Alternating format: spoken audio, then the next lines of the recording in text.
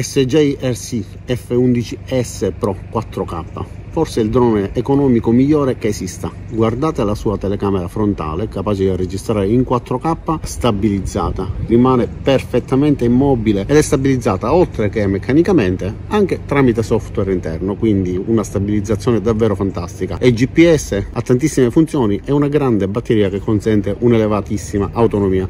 Adesso guardate due scene durante il suo volo e poi parliamone per bene da vicino.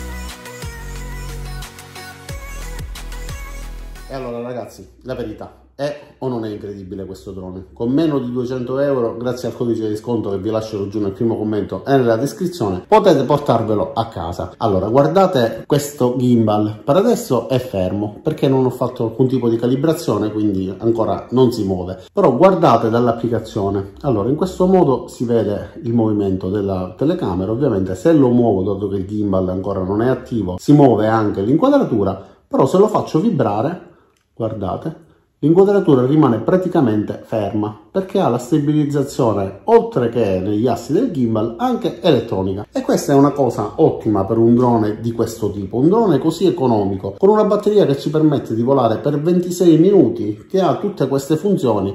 Secondo me è introvabile, non c'è paragone sul mercato, a questo prezzo non si può trovare. Adesso guardiamo anche cosa viene dato in dotazione, cosa troviamo all'interno della confezione, guardiamo l'applicazione, il telecomando e poi traiamo assieme le conclusioni. Andiamo sul bancone. Questa è la valigetta che si trova all'interno della scatola in cartone con cui viene spedito. Una volta aperto, nella parte superiore troviamo questa spugnetta protettiva e poi il drone ed il radiocomando. Sulla parte alta della valigetta c'è questa retina con una cerniera e all'interno troviamo il manuale di istruzioni. Portatevelo sempre appresso. Nella parte più bassa invece ci sono gli alloggiamenti per il drone e il radiocomando, le eliche di ricambio, un cavo per la ricarica, una piccola chiave a brugola e delle viti per la sostituzione eventuale delle eliche.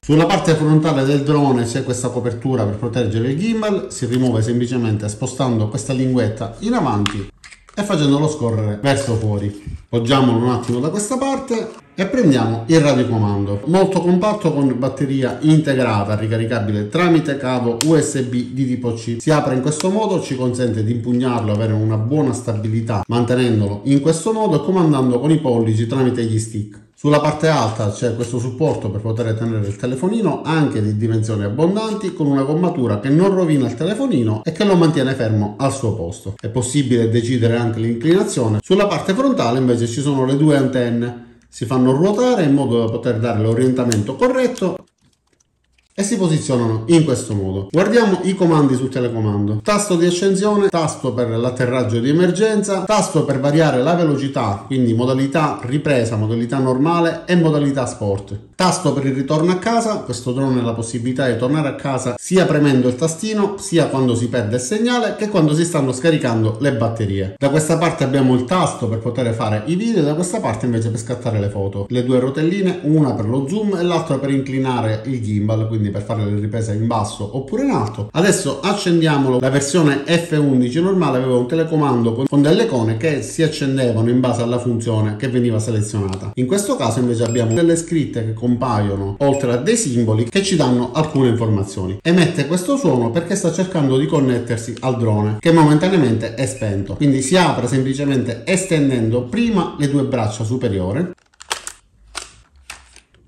A fine corsa ha uno scatto molto deciso e rimane tutto in posizione in modo molto saldo. Questo è il tasto per accendere il drone. Una volta acceso emetterà un suono. Nel frattempo il telecomando continuerà a ricercare il drone fino a quando si connetterà in automatico. Ok, adesso ci sarà la connessione fra radiocomando e drone. Nel frattempo prendo il telefonino e vi faccio vedere l'applicazione. Il drone e il radiocomando si sono appena connessi. Allora, l'applicazione si chiama SJRC. In alto abbiamo la possibilità di selezionare il modello, quindi F11S. Si preme su Control e se connessi al Wi-Fi generato dal drone vedremo anche l'anteprima di ciò che la fotocamera sta riprendendo. Quindi vado sul Wi-Fi, mi connetto al drone e vi faccio vedere un paio di funzioni. Ok, siamo connessi. Control. Ok, già appare quello che la telecamera sta riprendendo. Vediamo quindi le varie funzioni. Abbiamo la possibilità di dare alcune impostazioni molto importanti per quanto riguarda il volo. La principale è quella di andare a modificare subito, se siamo capaci di utilizzarlo nel modo corretto, la modalità beginner. È una modalità dedicata agli inesperti, a chi ancora sta facendo pratica, ma se già sapete come utilizzarlo, rimuovete questa modalità e variate rimanendo sempre nei limiti di legge. Come vedete arriviamo a 3000 metri, a differenza del modello F11 normale e non l'F11S. Questo arriva a 3 km, l'altro invece arrivava a 800 metri.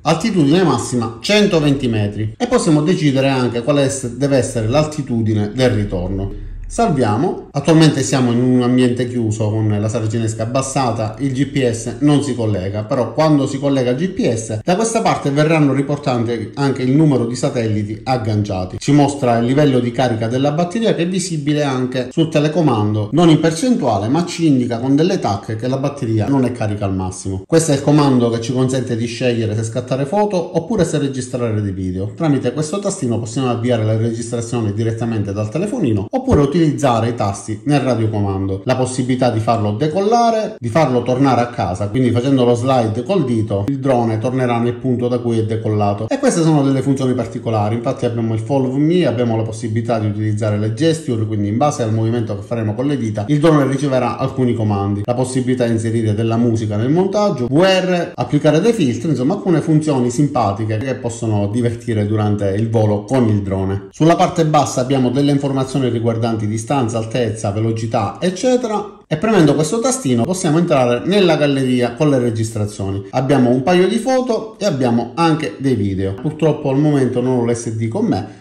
quindi non posso farvi vedere le fotografie in alta risoluzione, ma solamente un paio di foto fatte così molto rapidamente, e nonostante tutto comunque sono in alta risoluzione. Cliccando sul video appariranno le registrazioni che sono state eseguite tramite la fotocamera, anch'esse scaricate tramite Wi-Fi sul dispositivo. Passiamo di nuovo al radiocomando premendo il tasto per la modalità di volo.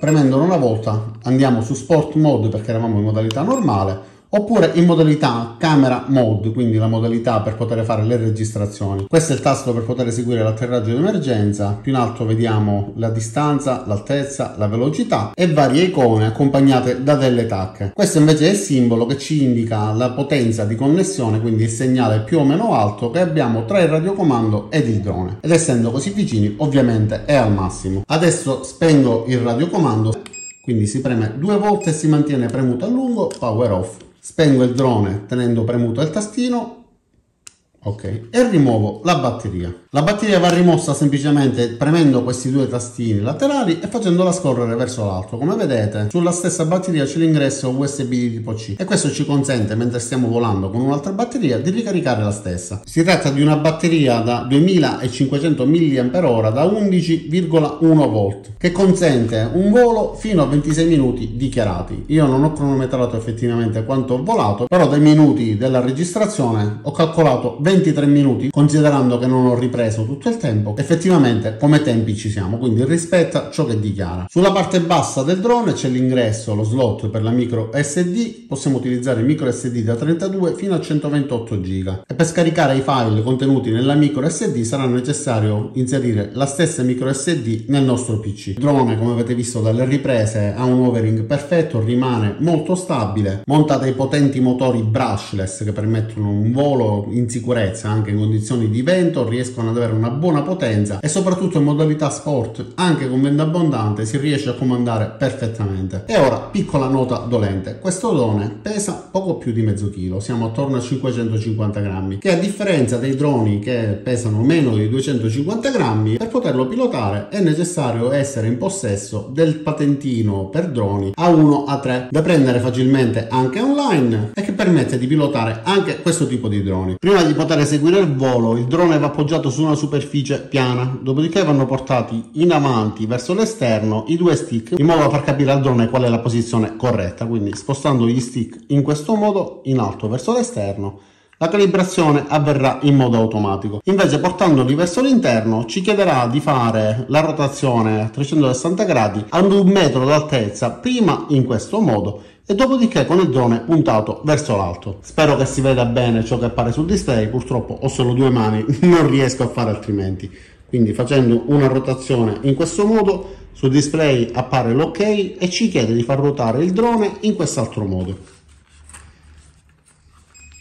Ok, adesso abbiamo calibrato anche la bussola, è possibile eseguire i voli. E anche questo video volge al termine. Drone SJ-RC F11S 4K Pro. Un drone che, come avete visto, riesce a darci una qualità di immagine e video davvero elevatissima e che con il codice di sconto che vi lascerò giù nel primo commento nella descrizione potete comprare pagandolo meno di 200 euro. Secondo me li vale tutti perché, come abbiamo visto, è costruito bene, ha tantissime funzioni tecnologiche che ci permettono di sfruttarlo appieno, non dico come un drone professionale, ma comunque ci regala delle emozioni davvero importanti perché riesce a comportarsi bene, ad essere stabilizzato e a darci delle immagini di buona qualità. Risponde bene ai comandi, ha dei motori molto potenti che ci permettono di comandarlo anche quando il meteo non ci aiuta. Se vi interessa, cliccate sul link, andate a guardare il prodotto ed eventualmente, se decidete di acquistarlo, saprete cosa state comprando. Io quindi vi ringrazio di aver visto questo video fino in fondo, vi invito ad iscrivervi al mio canale, mettere mi piace al video, cliccare sulla campanella per attivare le notifiche e ci vediamo ai miei prossimi caricamenti. Ciao da Riccardo e a presto!